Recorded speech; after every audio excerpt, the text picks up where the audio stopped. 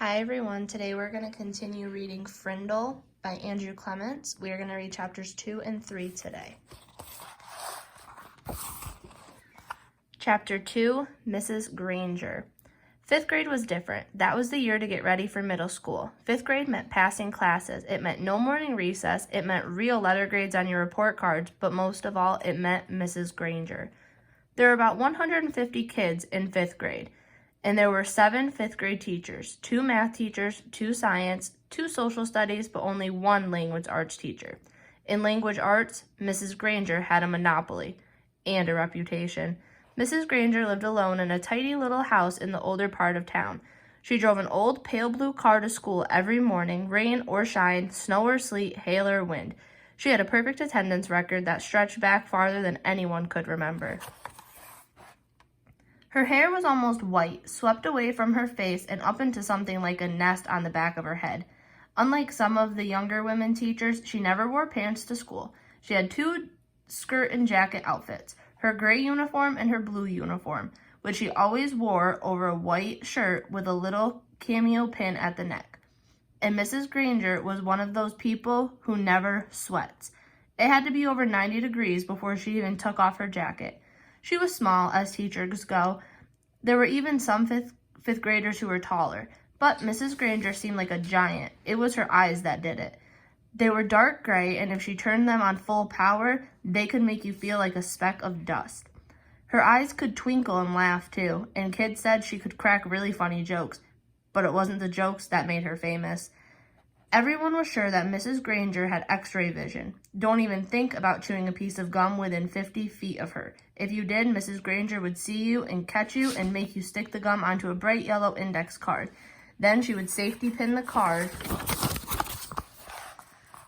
to the front of your shirt and you'd have to wear it for the rest of the school day. After that, you'd have to take it home and have your mom or dad sign the card and bring it back to Mrs. Granger the next day. And it didn't matter to Mrs. Granger if you weren't in 5th grade, because the way she saw it, sooner or later, you would be. All the kids at Lincoln Elementary knew that at the end of the line, 5th grade, Mrs. Granger would be the one grading their spelling test and their reading test, and worst of all, their vocabulary test. Week after week, month after month, every language arts teacher in the world enjoys making kids use a dictionary. Check your spelling, check that definition, check those syllable breaks. But Mrs. Granger didn't enjoy the dictionary. She loved the dictionary, almost worshipped it. Her weekly vocabulary list was 35 words long, sometimes longer. And if that wasn't bad enough, there was a word for the day on the blackboard every morning. If you gave yourself a day off and didn't write one down and look it up and learn the definition, sooner or later, Mrs. Granger would find out, and then just for you, there would be 2 words for the day for a whole week. Mrs. Granger kept a full set of 30 dictionaries on a shelf at the back of the room, but her pride and joy was one of those huge dictionaries with every word in the universe in it, the kind of book it takes 2 kids to carry. It sat on its own little table at the front of her classroom, sort of like the altar at the front of a church. Every graduate of the Lincoln Elementary School for the past 35 years could remember standing at that table listening to Mrs. Granger battle cry, "Look it up, that's why we have the dictionary." Even before the school year started, when it was still the summer, before 5th grade for Nick and his friends, Mrs. Granger was already busy. Every parent of every new 5th grader got a letter from her. Nick's mom read part of it out loud during dinner one night in August. Every home is expected to have a good dictionary in it so that each student can do his or her homework properly. Good spelling and good grammar and good word skills are essential for every student. Clear thinking requires a command of the English language, and 5th grade is the ideal time for every girl and boy to acquire an expanded vocabulary. And then there was a list of the dictionaries that Mrs. Granger thought would be acceptable for home study. Mrs. Allen said, "It's so nice to have a teacher who takes her work this seriously." Nick groaned and tried to enjoy the rest of his hamburger, but even watermelon for dessert didn't cheer him up much. Nick had no particular use for the dictionary. He liked words a lot, and he was good at using them, but he figured that he got all the words he needed just by reading, and he read all the time. When Nick ran into a word he didn't know, he asked his brother or his dad or whoever was handy what it meant, and if they knew, they'd tell him, but not Mrs. Granger. He had heard all about her, and he had seen 5th graders in the library last year, noses stuck in their dictionaries, frantically trying to finish their vocabulary sheets before English class. It was still a week before school, and Nick already felt like 5th grade was going to be a very long year. Chapter 3, The Question.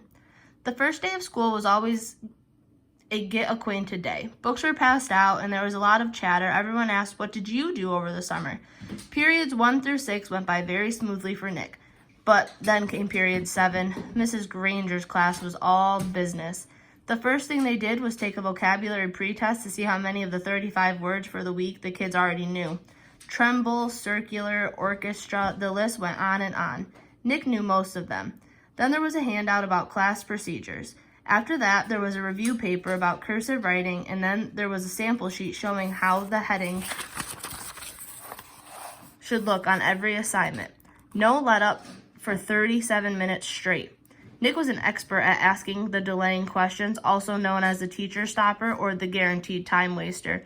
At 3 minutes before the bell, in that split second between the end of today's classwork and the announcement of tomorrow's homework, Nick could launch a question guaranteed to sidetrack the teacher long enough to delay or even wipe out the homework assignment. Timing was important, but asking the right question, that was the hard part. Questions about stuff in the news, questions about college the teacher went to, questions about the teacher's favorite book or sport or hobby.